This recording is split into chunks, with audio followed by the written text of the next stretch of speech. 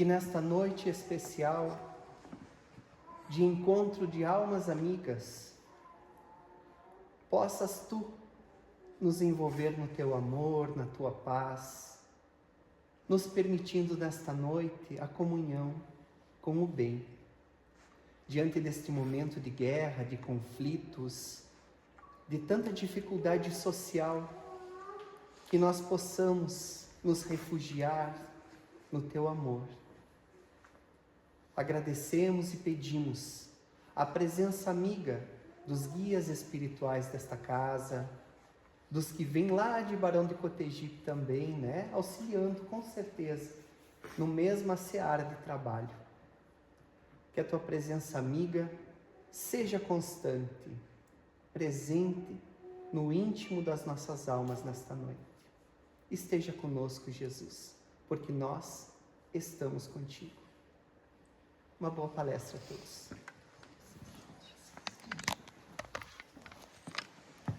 Traz aquela cadeira ali pra mim. Vou trocar porque eu vou bater o cabo do violão aqui. Troca comigo. Ontem fui eu. Eu quero. Eu cobro.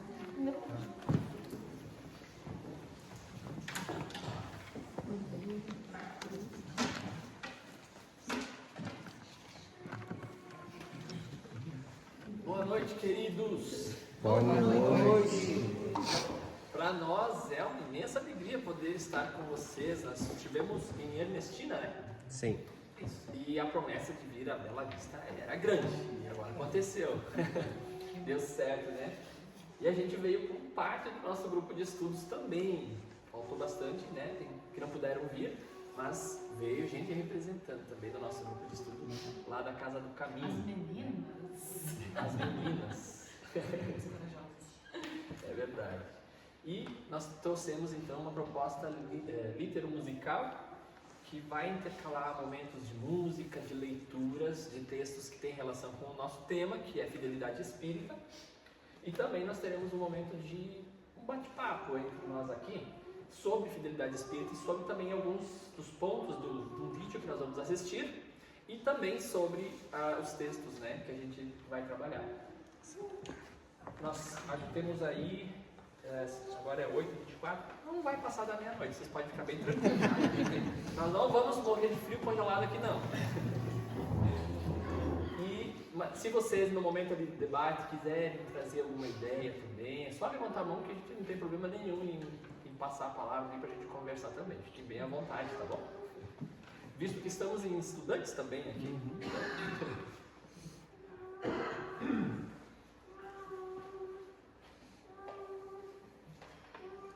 E nada melhor para nós começarmos, já que vamos falar de fidelidade espírita, que a música Kardec Obrigado.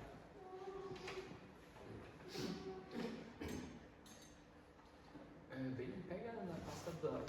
Não tem a pastinha das músicas, tem o pezinho ali.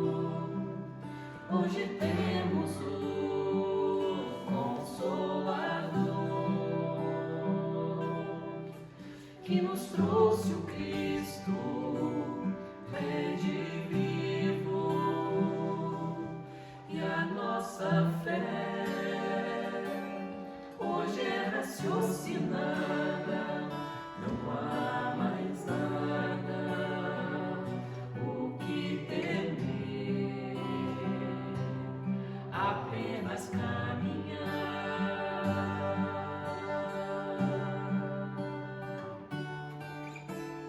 A sua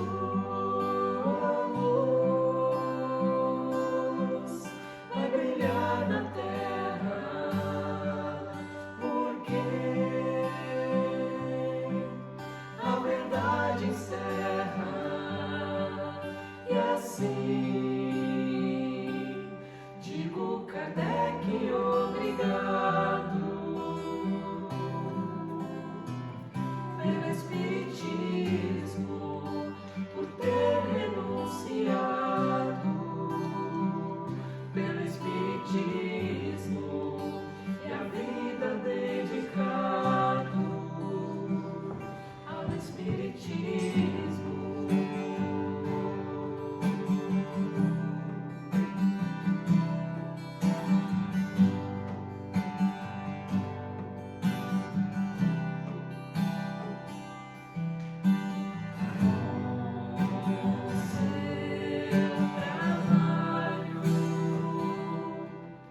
Hoje temos um Consolador que nos trouxe o Cristo, rede vivo, e a nossa fé hoje é raciocinada, não há mais nada o que temer, apenas caminhar.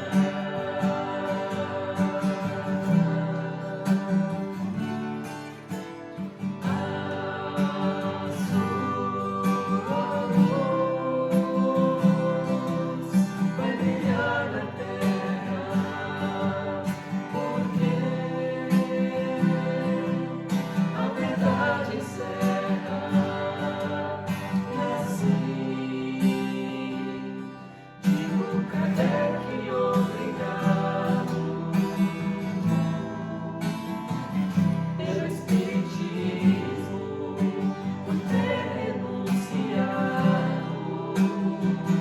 pelo Espiritismo e a vida dedicado ao Espiritismo,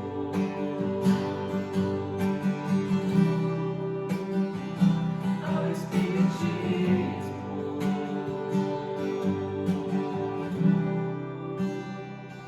ao Espiritismo.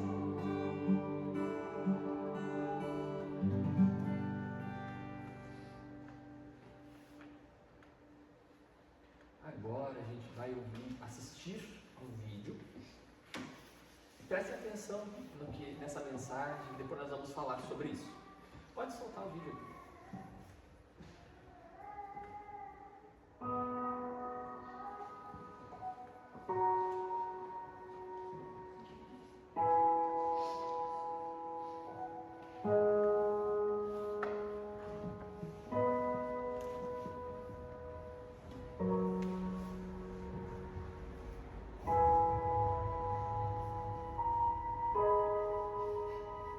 Começara Eurípides Barçanufo, o apóstolo da mediunidade em Sacramento, no estado de Minas Gerais, a observar-se fora do corpo físico, em admirável desdobramento, quando certa feita à noite viu a si próprio em prodigiosa volitação.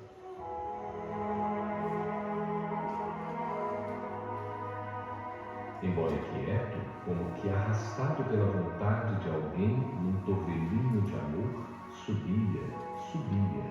subia sempre. Queria parar e descer, reavendo o veículo carnal, mas não conseguia. Braços intangíveis tutelavam-lhe a sublime excursão.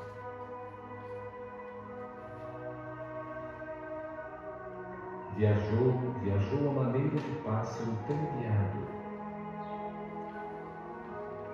até que se reconheceu em campina verdejante. Reparava na formosa paisagem, quando não longe avistou um homem que meditava, envolvido por doce luz.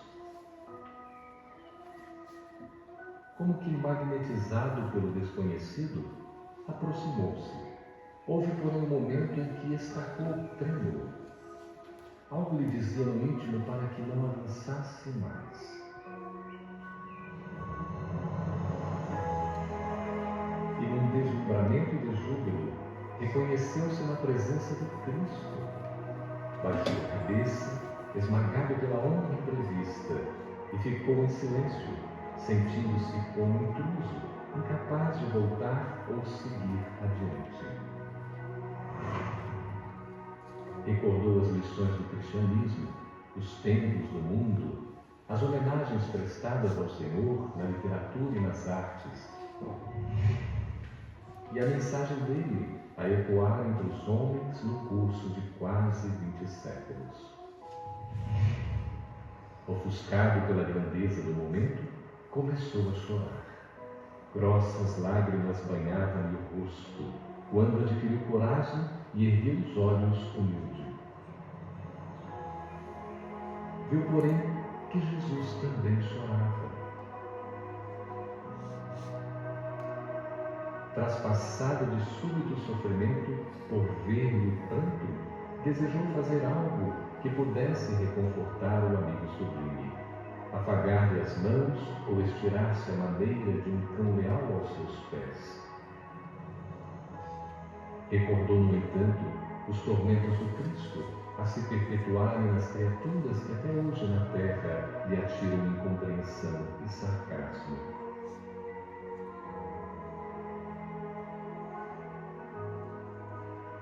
Nessa linha de pensamento não se conteve. Abriu a boca e falou suplicante: Senhor, por que choras? O interpelado não respondeu. Mas, desejando certificar-se de que era ouvido, Eurípides reiterou: Choras pelos descrentes do mundo? Enlevado, o missionário de Sacramento notou que o Cristo lhe correspondia agora ao olhar, e após um instante de atenção, respondeu em voz docíssima: Não, meu filho, não choro pelos descrentes aos quais devemos amor. Choro por todos os que conhecem o Evangelho, mas não o praticam. Eurípides não saberia descrever o que se passou então. Como se caísse em profunda sombra ante a dor que a resposta lhe trouxera, desceu, desceu.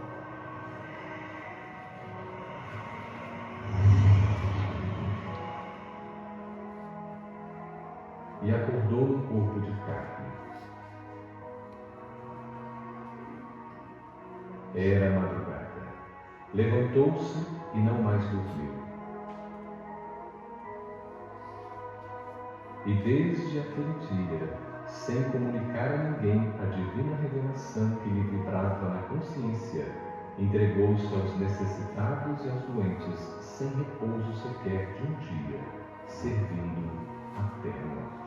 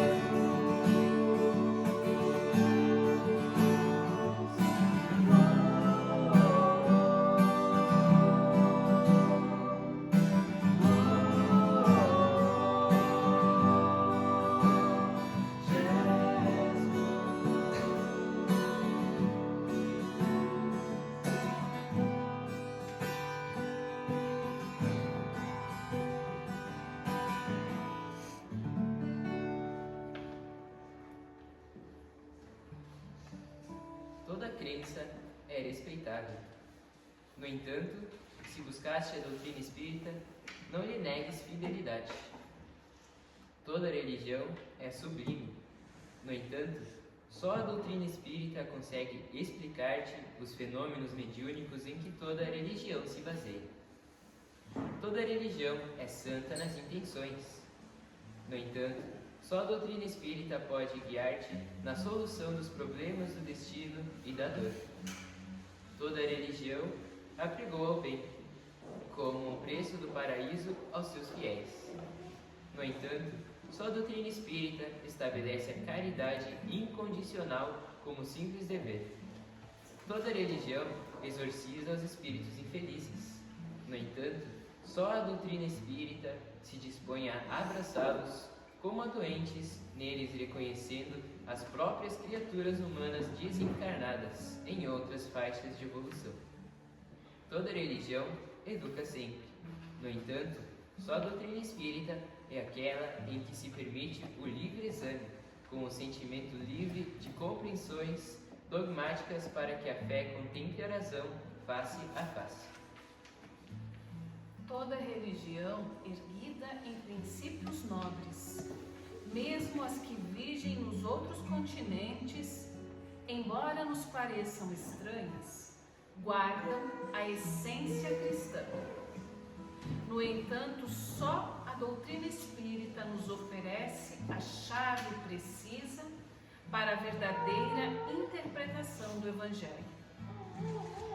Porque a doutrina espírita é em si a liberalidade e o entendimento. Há quem julgue seja ela obrigada a misturar-se com todas as aventuras marginais e com todos os exotismos, sob pena de fugir aos impositivos da fraternidade que veicula. Dignifica, assim, a doutrina que te consola e liberta, vigiando-lhe a pureza e a simplicidade, para que não colabores, sem perceber, nos vícios da ignorância e nos crimes do pensamento. Espírita deve ser o teu caráter, ainda mesmo que te sintas em reajuste depois da queda. Espírita deve ser a tua conduta, ainda mesmo que estejas em duras experiências.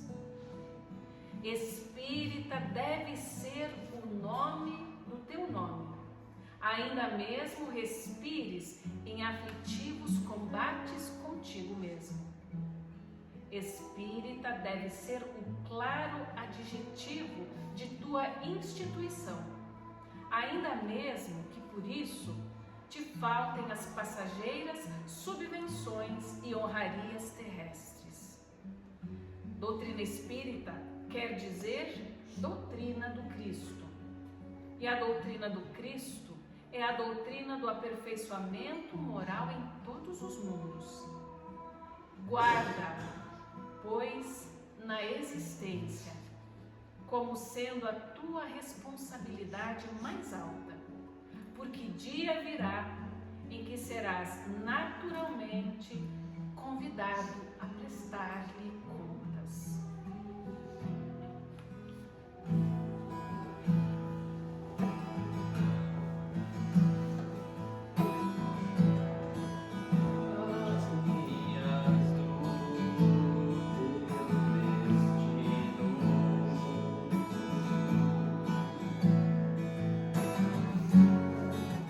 Guiam teus passos para o amor.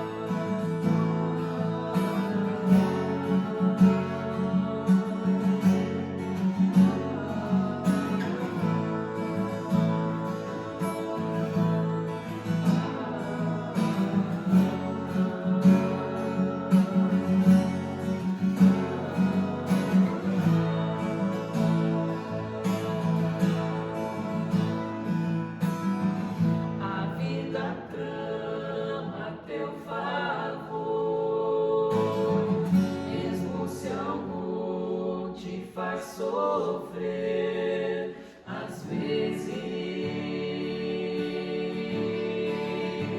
dói crescer,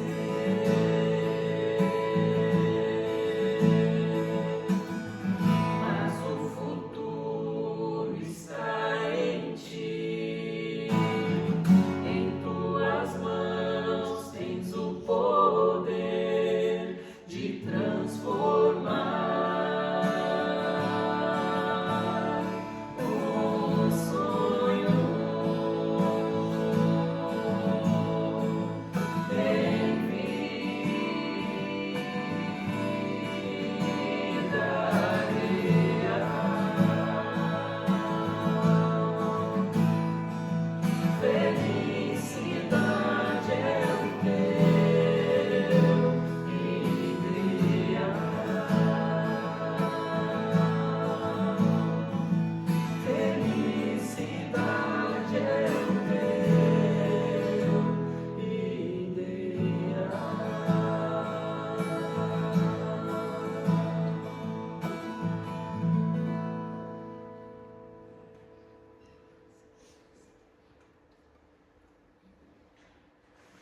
Muito bem. Agora a gente vai dar uma pausa aqui nas músicas, nas leituras, porque talvez esse seja o momento em que nós temos algumas coisas para conversar sobre o que o vídeo nos falou. Aliás, basicamente a gente pode se deter àquela frase final, as duas frases finais que a gente até destaca, que é a pergunta, né, que Eurípides Barçanufo faz para Jesus, naquele desdobramento dele, e a resposta que Jesus dá. Que ele pergunta se Jesus sofre, né, pelos descrentes, né? E aí ele diz, né, que não, que ele sofre, aliás, se Jesus está chorando, né? Ele pergunta se ele está chorando por aqueles que não creem no Evangelho. Isso.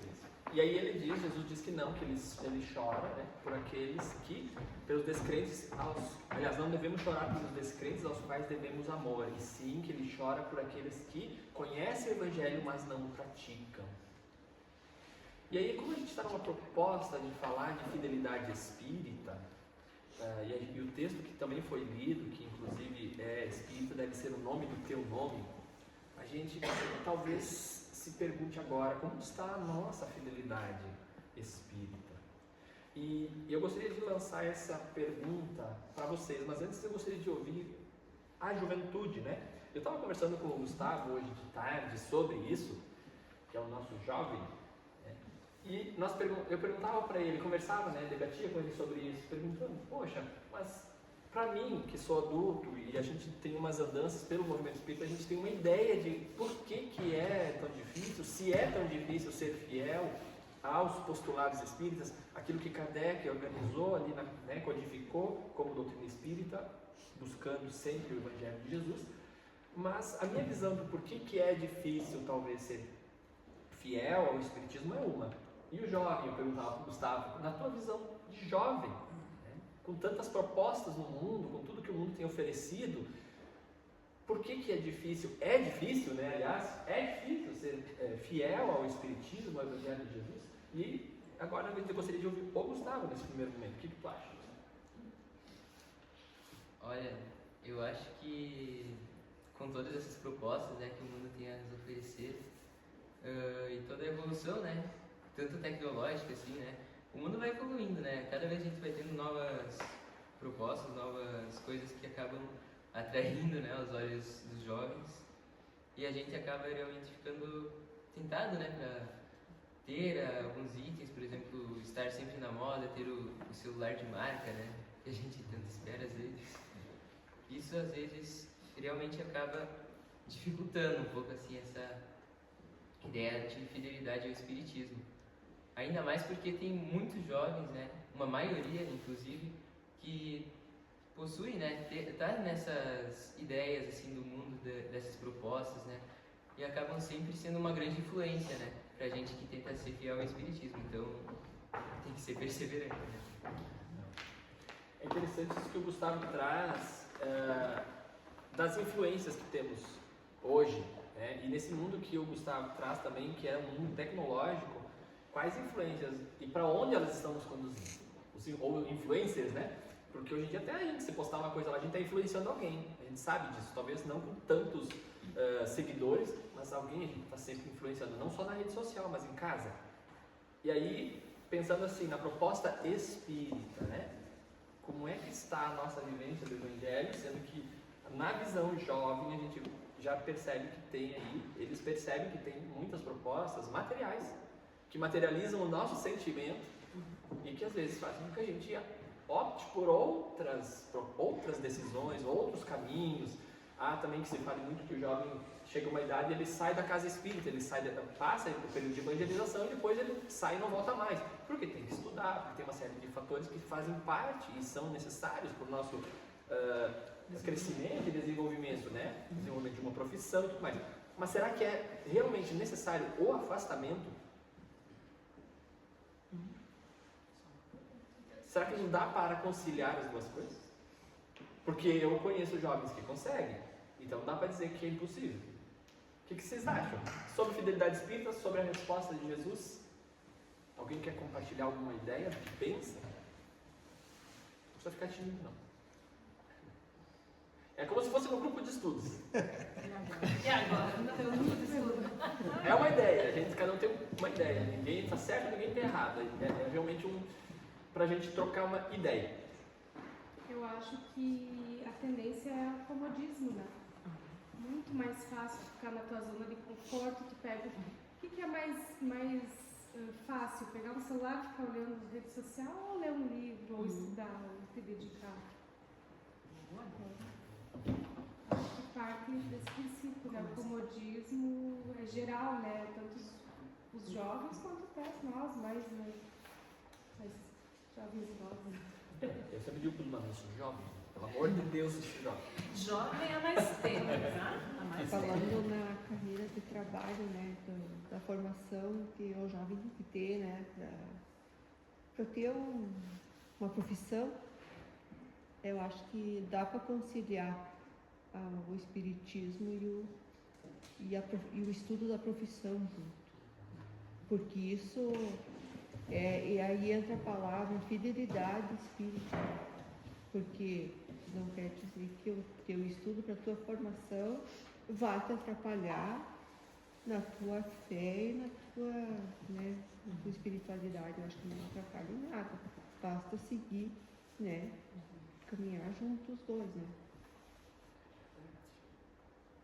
Seria tão bom, né, que se a gente já conduzisse as nossas escolhas para as nossas graduações, estudos, já aproximando, não deveria ser o oposto, né? Porque a gente pensa assim, não, então o espiritismo eu guardo na gaveta aqui, minha proposta lá da casa espírita, tarefa, seja lá o que for, o estudo, né? E quando eu terminar minha faculdade eu volto a abrir essa gaveta. É muita coisa que acontece. E por isso que às vezes a gente não volta mais naquela gaveta e talvez lá na frente, no final da vida, a gente vai dizer assim, meu Deus, da encarnação, eu tinha lá, ou no momento de dor a gente vai dizer, poxa, agora eu estava precisando daquilo, né? E aí talvez vai ser um momento de dor mais intensa, né? Então, é justamente essa busca que a gente precisaria fazer. Porque, para não acontecer aquela resposta de Jesus, né? Chorar pelos descrentes, porque nós não podemos alegar que não conhecemos o Evangelho. Há 2025 anos, pelo menos, a gente tem, embora pela reencarnação, a lei de reencarnação, a gente tem o esquecimento. E a gente pode alegar, né? Mas aí os espíritos, pela doutrina espírita, dizem que está na consciência a lei divina. Então é muito mais tempo do que o próprio Evangelho trazido por Jesus. A lei divina já está na nossa consciência. Há mais tempo ainda, desde que fomos criados. E aí a gente fica sem critérios para alegar uma coisa ou outra. E não é para a gente se pressionar que a gente traz a fidelidade espírita nessa proposta. É para que a gente realmente se dê conta de que nós não podemos nos entregar, como o Gustavo dizia, para essas propostas do mundo de maneira tão fácil. A gente tem que lutar por aquilo que é o nosso propósito existencial. E no caso aqui, o Espiritismo, falando do Espiritismo. Quem mais quer contribuir com a gente? Eu tive uma situação recente com meu filho, de saúde, né? E ele teve uma convulsão febril. Então a gente pegou já ele em um momento difícil, assim, né? Levamos ele já. assim, bem grave para o hospital, né? E eu no carro, assim, eu só pensava como a minha fé é fraca, sabe? Embora eu sempre pensasse positivo e tudo ali, eu não conseguia ver, né, isso. E há uns 40 dias, mais ou menos, eu voltei a trabalhar. E cheguei na empresa no outro dia pensando, né?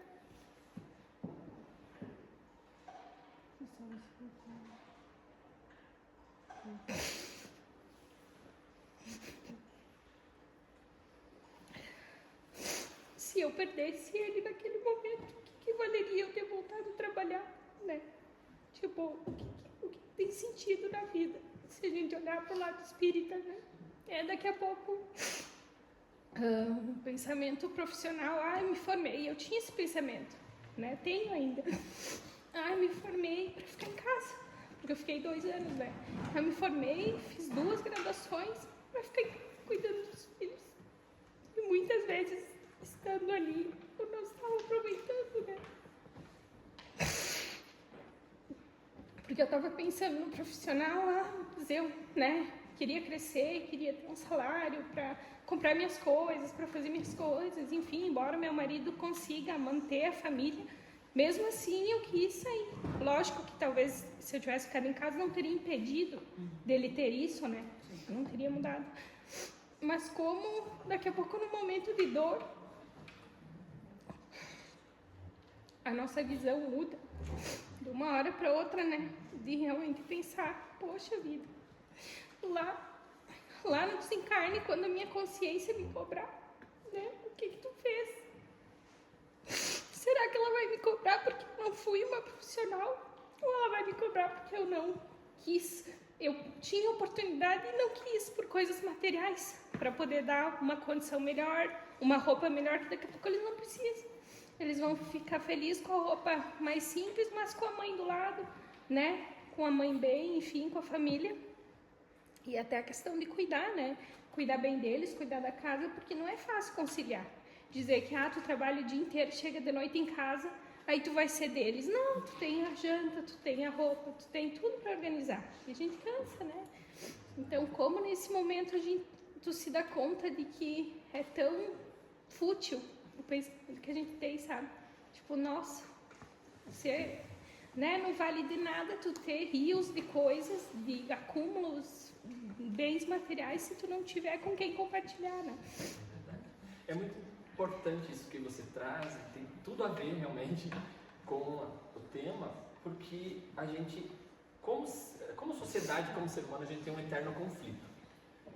Que ou a gente acha que a religião está nos fascinando, né? Dizendo, mas não pode isso, não pode aquilo. Não é sobre não poder, é sobre valores. O que é essencial? É pensar, a doutrina espírita nos convida a pensar o que é essencial para a vida.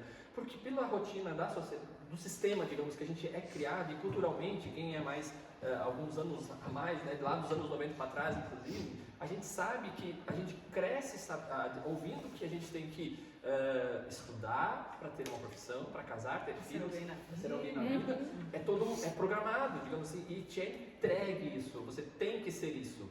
Porque se você cair fora disso, se você não fizer isso, você está fora de um padrão. E aí a gente cresceu, nós somos assim, a gente cresceu com essa ideia. Então, e se sentindo fracassado quando a gente talvez não tivesse lá uma predisposição a estudar isso ou aquilo para ter uma boa profissão num mercado de trabalho cada vez mais competitivo, né? E aí a gente tem a arte, né? Por que não? Porque músico não é profissional. Sempre ouvimos essa coisa de que, não, mas isso não dá dinheiro. Embora nossos pais, eles são músicos, né? Então, no nosso caso, dentro de casa a gente não ouvia isso, né? A gente ouvia isso de fora, né? De que isso não era profissão. Mas, e se eu quisesse, numa família de advogados, quisesse ser músico, por que eu não posso? Por que eu tenho que ser aquilo? Porque aquilo dá mais dinheiro. Então a gente cresce achando que a gente precisa e a gente vai, e é natural que a gente age, às vezes, até um determinado ponto em que o despertar vem, que a gente age em função da construção material. E às vezes a gente negligencia ou deixa passar coisas que são valorosas e importantes, porque daí chega em casa cansado, por mais esforços que faça. Numa das palestras que nós assistimos do Divaldo, ainda quando morava em Florianópolis, ele falou algo assim: é preferível que os dois, os pais e as mães, reduzam a carga horária de trabalho para dar mais atenção aos filhos. Nenhum nem outro trabalhar mais, se fosse o caso, né? Para equilibrar, porque é válido que você tenha o desejo de trabalhar, de se sentir útil, né? Nesse sentido, não tem nada de errado nisso. Mas é importante a figura dos dois nesse processo de educação, porque a criança ela precisa disso. E nós precisamos vivenciar com eles esses momentos, porque vão ajudar a gente nessa edificação nossa, porque somos adultos, não estamos prontos. E a criança que vem ali nos ensina muitas coisas. Ela é parte da nossa trajetória, ela não é algo que veio agora, meu compromisso é só ensiná-la, eu preciso aprender também. E quem é pai hoje, com crianças pequenas hoje, sabe o quanto a gente tem que aprender ainda mais, porque o mundo e as crianças, elas vêm mais tecnológicas, com mais conhecimento nesse sentido intelectual, e às vezes a gente se pega assim, poxa vida, não sei nem o que responder para o meu filho. Então, é válido. Mas, então, aí entra de novo aquela coisa, como equilibrar essa balança de eu, então, ter a minha satisfação pessoal, na minha individualidade de mãe e de pai, né, de ter a minha profissão, de me sentir útil para o mundo, mas ao mesmo tempo ter aquela entrega para aquilo que eu também escolhi, que é a família.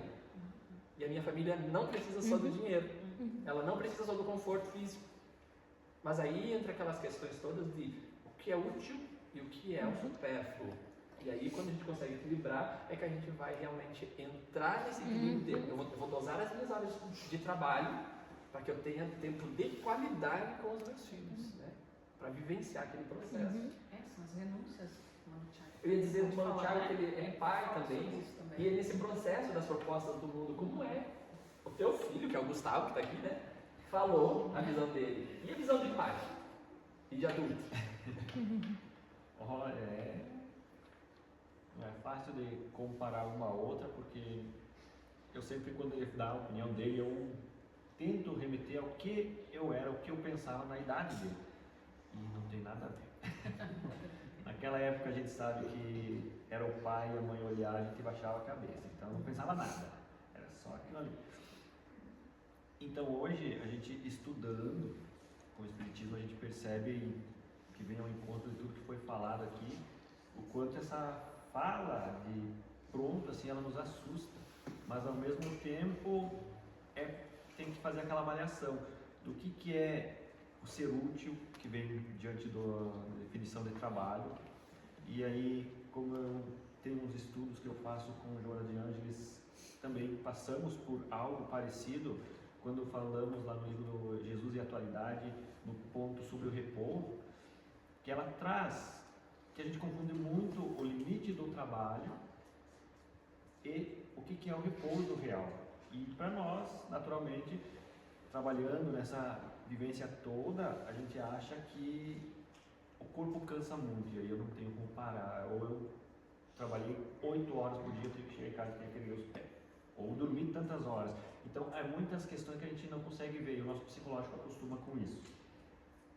Dentro disso, ela vai trazer que, na verdade, o verdadeiro repouso é o do espírito. Aí, às vezes, até eu comentei naquela fala de o que ela traz das viagens que a gente faz um monte de planos e nem sabe se vai, claro, agora com a minha reflexão, se vai estar encarnado amanhã. Então, é lá no fim do ano, minhas férias, eu começo a planejar tudo e vou. E aí, olha, o tempo passa. E aí a gente não percebe, como você trouxe a questão dos filhos. E eu já busquei de a melhor forma possível, não sendo perfeito também, mesmo tendo esse conhecimento dado um período, né, da doutrina espírita, a começar a ouvir, que foi acho que a coisa que eu mais consegui acertar na educação é ouvir, mas não do fator assim, ó, de levar ele, tudo que ele fala como uma verdade, mas avaliar com o que eu sei. E que nem naquele livro de Jesus, Educando com Jesus, que a Fé Bíblia lançou também, né? A FEBS. Isso. Aí eles dizem, em dado momento lá, que educar é estudar os próprios filhos. Suas tendências, o que eles estão trazendo, momentos de raiva, momentos de emoção, momentos de... quando eles estão tentando nos burlar a nossa própria emoção, com seus olhinhos, com seu choro e tudo mais, é tudo uma questão de estudo e compreender eles. E isso faz com que a gente entenda o que é ser útil. Às vezes a gente, voltando à frase do Cristo, acha que eu tenho que começar a implantar ou erguer casas espíritas, e não é. Como ele mostrou no vídeo, eu tenho que sair toda noite e dar um prato de comida. Não é. Às vezes, tratando bem o filho, cuidando bem, educando bem, dando essa atenção, que não é a atenção que eu quero, é a atenção que ele precisa, é diferente. A gente vai sendo útil, vai trabalhando, porque o trabalho é dentro de todo o Evangelho. E aí a gente tira um pouquinho daquela imagem que eu busco trazer para o Gustavo também, que não é religiosidade, não é uma questão, meu Deus do céu, o Espiritismo, que nem foi falado, limita a gente. Não, ele não limita, ele te dá opções. E com o Espiritismo eu aprendi a dar opções para o Gustavo. Ele está aqui é uma opção, ele escolheu estar aqui. Quando podia estar em qualquer outro lugar.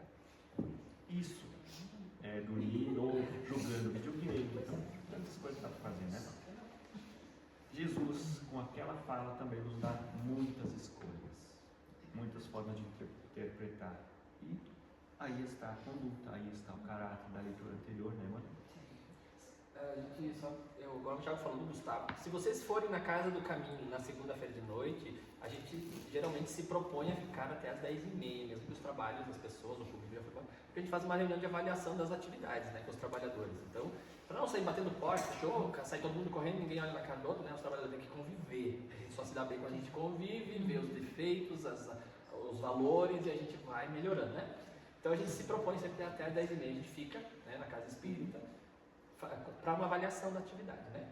E aí, às vezes o Gustavo está em fase de prova, por isso que a gente diz, ele é nosso experimento. Ele é o nosso laboratório, nosso modelo. E aí, quando é que nós vamos ver ele na biblioteca, estudando lá com o computador dele, fazendo os temas e as coisas.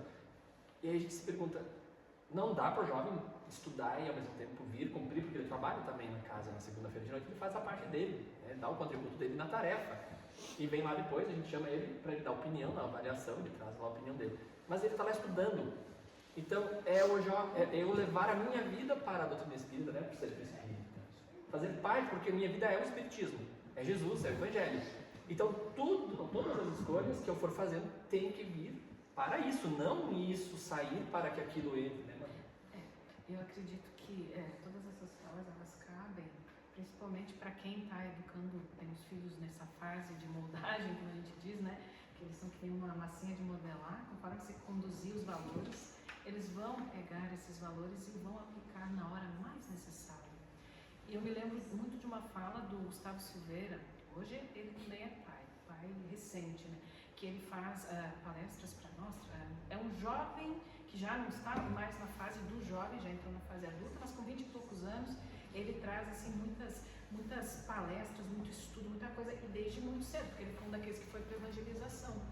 E lançaram para ele num congresso uma pergunta dizendo por que o jovem não está no centro espírita, por que o jovem a gente não consegue trazer eles para a casa espírita. Aí ele disse, olha, falando assim, um exemplo por mim mesmo, é muito mais fácil o jovem que estava na casa espírita desde antes se afastar por algum motivo, que se tem as suas dificuldades e suas tendências, e retornar, do que aquele que nunca foi. Porque ele não sabe o que acontece lá, ele não sabe o que está se oferecendo lá, ele nem sabe que tem um papel a desempenhar nessa tarefa e que pode ser bom para ele, que pode ser muito produtivo e que pode ser ajustado na própria vida, que vai trazer muito mais coisa boa, muito mais crescimento e evolução, né? Então, aquele que entra desde antes e que os pais vão colocando esses valores para eles, desde cedo, tem uma chance muito grande de que mesmo que em algum momento se perca, ele diz assim, eu fui uma prova disso. Chegou o meu momento da rebeldia, acabei saindo, achando que estava fazendo grande coisa. Adivinha onde é que eu estou hoje? Eu estou aqui falando para vocês sobre isso, sobre doutrina espírita e sobre o quanto ela fez a diferença na minha vida. Então esse amigo muito querido, quando ele responde assim, ele faz a gente pensar como pais, justamente sobre esse ouvir e estudar, né, esses seres que vêm sobre a nossa tutela, sobre a nossa responsabilidade, sim, sobre a responsabilidade que nós temos como seres imortais pela nossa evolução, por isso que tem que haver equilíbrio. E ao mesmo tempo, saber que o nosso exemplo é que vai fazer a diferença. Porque ele está vendo o pai, pegando aqui o exemplo, né? A Raquelzinha, nossa evangelizadora, nossa trabalhadora também. O Arthur, ele está com ela no centro espírita. Ele está vendo o exemplo da mãe na casa de Jesus, como ele costuma dizer, né, dentro dos seus 4 aninhos que ele tem, né? Então, assim, ele sabe por que ele está indo lá. Ele sabe que a mãe está lá evangelizando e que isso é importante. Então, quando ela precisa dizer para ele, filho, aqui a mãe é evangelizadora. Então, aqui você tem que se comportar, você tem que fazer o que o evangelizador diz. Ele já traz para dentro dele essa sementinha e essa compreensão dada a idade que ele tem de 4 anos. E assim sucessivamente eles vão amadurecendo isso conforme a idade. Então é muito importante que entenda-se que essa fidelidade espírita começa ali. É ali que a gente planta.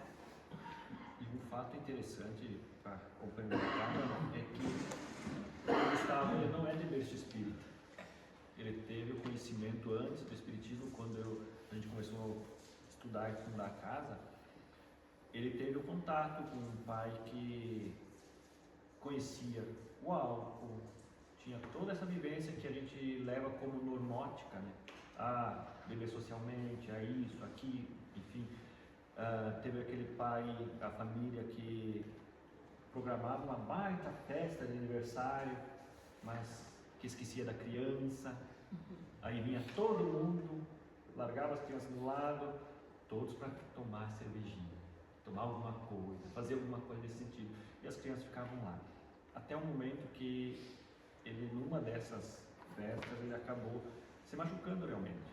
Aí eu fiquei pensando, poxa, a festa era para ele e ele tem que passar por uma aprovaçãozinha já desde pequeno. E onde está o pai, onde está a mãe, a família, os amigos tios, né?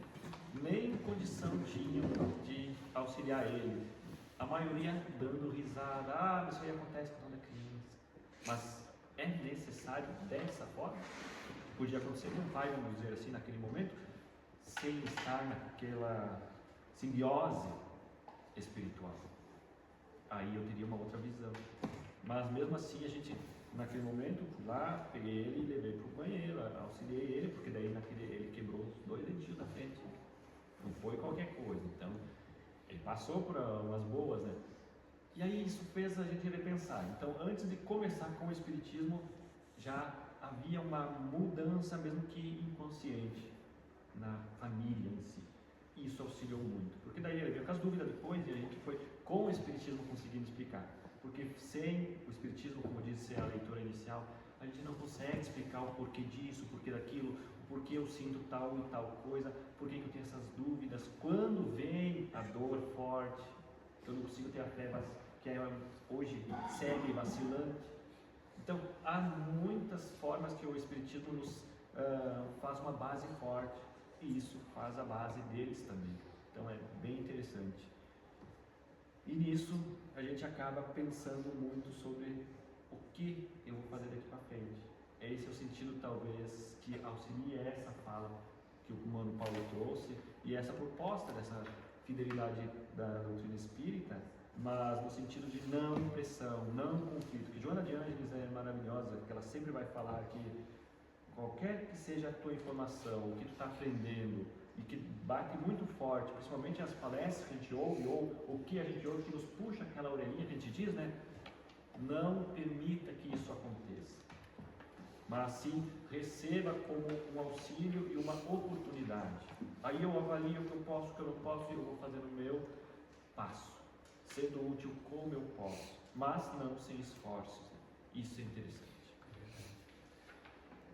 Para nós conduzirmos por nosso, a gente consegue ficar mais tempo, de todos vocês.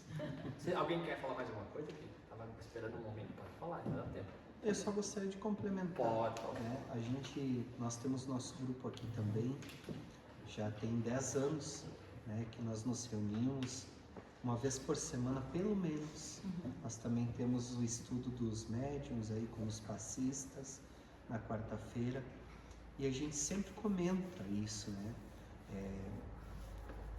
É preciso abdicar de algumas coisas para estar dentro do movimento, dentro do espiritismo. E todos nós, né, durante 1h30 pelo menos por semana, abrimos mão do esposo que está em casa, da novela, dos programas que a gente gosta de fazer em família, Tá ao redor do fogo agora no inverno, né? Na casa quentinha, para sair lá fora, porque nós temos um compromisso. É com a doutrina, sim, mas é conosco também, que a gente sempre fala, né? Nós que estamos dentro da doutrina já há bastante tempo, né? Digamos assim, bastante tempo, 15, 16 anos. Mas a gente sabe a importância, porque a gente sabe os caminhos que nós traçamos antes e os que nós almejamos agora. A diferença, como a vida é diferente hoje, a percepção, a compreensão, o entendimento, né? Então a gente se dedica a uma causa porque isso é importante para nós. Compreendê-la e aplicá-la, aí é um processo que a gente precisa, mas primeiro a reforma tem que ser nossa, né? Alguns talvez diriam assim, vocês são loucos. O que vocês estão fazendo aí essa hora, né? A gente ouve. A gente escuta isso. Todo mundo ouve isso, pode acreditar. Mas a gente sabe pra gente, não é pra convencer os outros, a gente sabe no íntimo, né? Qual é a satisfação de estar buscando esse autoconhecimento, de estar buscando se melhorar constantemente? É bem isso que o Lisandro falou. Comprometimento. Comprometimento. É se comprometer com a doutrina e vivenciá-la. Tem aquele trecho do Evangelho, Missão dos Espíritos, ele fala bem sobre isso. Isso aí. Vale a leitura, recomendação para tema de casa. Para depois nós se encontrar no plano espiritual pelo desdobramento do sono. Ler a Missão dos Espíritos lá no Evangelho segundo o Daí vamos Espiritismo, conversar sobre ela. que fala sobre os sacrifícios necessários para a gente ser bons cristãos hoje em dia. Espíritas cristãos. Não, antes de falar, pra ver, eu acabei entrando no assunto que a gente sempre se policia quando a gente vai falar alguma coisa, no assunto do repouso, né, que eu falei, e deixei vago. Para resumir o que a Joana disse sobre o repouso, é um exemplo bem simples. A gente aprende na doutrina espírita que a gente vai dormir, o corpo descansa e a gente vai em espírito para desdobrar. E aí ela faz uma analogia de quanto o ser útil ao espírito, ir buscar paisagens boas para acalmar o espírito, acontece naturalmente e a gente não percebe. Toda noite a gente acha que está dormindo e está trabalhando. Mas às vezes a gente acorda pesado, assim, daí a gente não foi para um trabalho bom, foi para outro lugar. Mas, geralmente, quando a gente consegue aquele descanso, é o espírito que está repousando. E aí, às vezes, ele diz, mas o dia inteiro é pesado, é cansativo, eu não consigo parar. Uma oração é o repouso que o espírito precisa. No pior momento de estresse do trabalho, parar no cantinho, fazer aquela prece. É repousar o espírito, daí o corpo recebe toda a energia necessária. Então, só para fechar isso. Obrigado. Nós vamos cantar a música São Chegados os Tempos. E agora eu estava aqui me sentindo esse frio e vendo esse povo aqui reunido, né? Para quem já leu alguma das obras de Chico, do Emmanuel, né? Que traz ali a história, todas aquelas vivências de Paulo Estevam, há 2000 anos. Lembrem aqueles momentos do cristianismo, os primeiros, né? O primitivo, que eles se reuniam nas catacumbas, né? Escondidinho. Talvez noites frias como essas, eles estavam lá fazendo essas lutas para que hoje a gente pudesse ter a liberdade de expressarmos pelo Evangelho. Hoje a gente está fazendo a escolha por livre e espontânea vontade, né? Que coisa boa, né?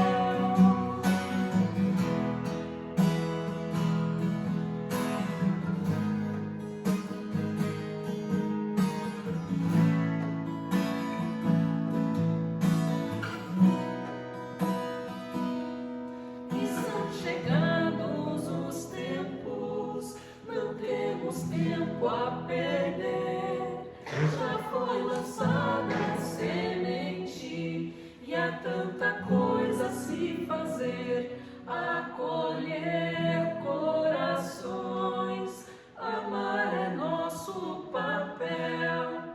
Unificar as nações e erguer os olhos pro céu.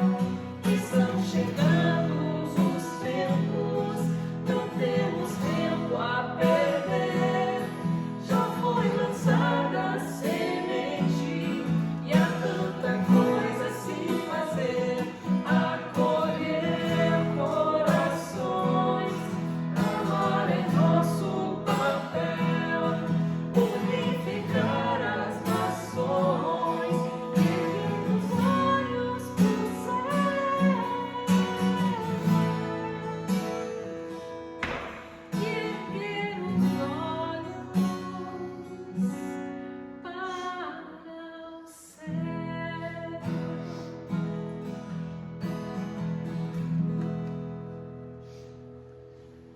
Muito obrigado pela disposição, pela caridade dos ouvintes.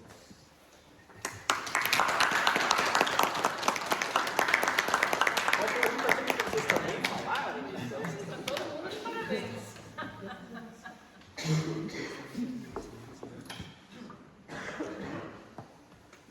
Encerramos então? Encerramos. Então, pessoal, gostaria de agradecer aos estudantes também lá do Casa do Caminho, a vocês pela noite maravilhosa, de emoção, né? Ah, eu tenho que ficar, ó, você chega me dizendo que eu tenho que ficar aqui, senão eu não apareço na gravação, né? Então, eu tenho que se expor um pouquinho mais, né? Pessoal, então eu agradeço do fundo do coração, né? Por vocês estarem aqui essa noite. Foi uma noite maravilhosa, de emoção, né? A gente sente aqui a vibração, né? O amor, o carinho que vocês têm também conosco, né? Trazem nessa noite para nós. E Léo faz a prece final para nós. Sim. Então agradecemos de coração, né? Todo mundo que está aqui nessa noite fria. Que Jesus nos abençoe, né? Durante a nossa jornada, durante o nosso trabalho, durante o nosso estudo, não é verdade? Então, nesse momento, nós agradecemos ao encontro de hoje, a essa palestra litero-musical que, além das reflexões trazidas nesta noite, também com a música, tocou o nosso coração, a nossa alma, aqueceu os nossos corações, e que possamos levar essas reflexões de hoje para o nosso dia a dia, para que a gente possa questionar o que nós temos feito pelo Espiritismo e por nós mesmos, e que o Mestre Jesus esteja presente, nos amparando, nos dando força e acalentando os nossos corações.